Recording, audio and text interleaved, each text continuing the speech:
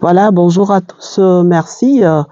Voici les communiqués de la SENCO relative à la lettre du procureur général pour les poursuites contre les cardinal Ambongo. Nous lisons ensemble ce qui est dit. Communiqué de la SENCO relative à la lettre du procureur général près de la Cour de cassation au procureur général près de la Cour d'appel de Matiti.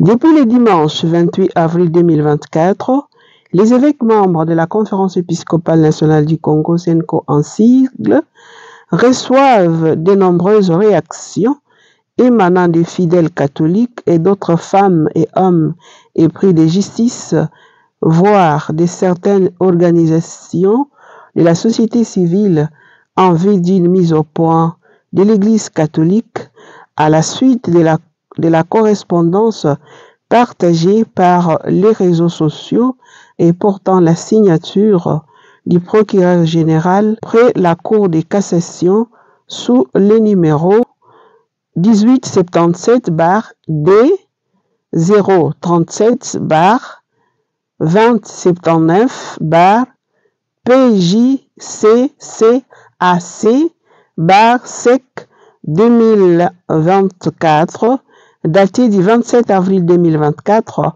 par laquelle il est ordonné au procureur général près de la Cour d'appel de Matiti de procéder à l'ouverture d'un dossier judiciaire à l'encontre du cardinal Fridolin Ambongo, archevêque de Kinshasa, pour des propos séditieux et pour n'avoir pas répondu à l'invitation.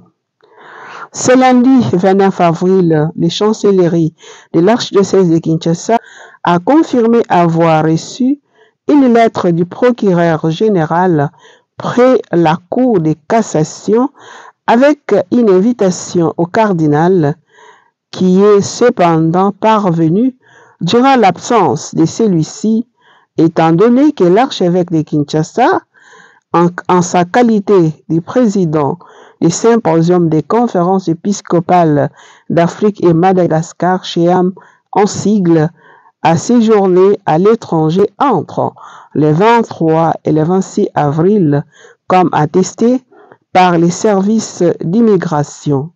Il ne s'agit donc pas d'un refus à répondre à l'invitation en question ni d'un manque de considération à l'égard de la justice. La SENCO suit avec attention cette situation et appelle les uns les autres au calme, car le dossier est traité de manière responsable avec les autorités compétentes dans le respect des textes légaux du pays, y compris l'accord cadre entre la République démocratique du Congo et les Saint-Sièges, lequel garantit un régime de collaboration loyale et sincère entre l'Église catholique et l'État au service du peuple congolais. Puisse la Vierge Marie intercéder auprès de son Fils pour la paix en République démocratique du Congo et que le Seigneur bénisse notre pays, ses dirigeants et son peuple. Fait à Kinshasa, le 30 avril 2024, Monseigneur Donatien Chole Baboula, chancelier de sa sainteté le pape, secrétaire général de la SENCO. Donc, vous venez de suivre ce qui est dit là. Bon, je n'ai pas de commentaires à ajouter là-dessus. Tout est clair. Merci, au revoir et à très bientôt.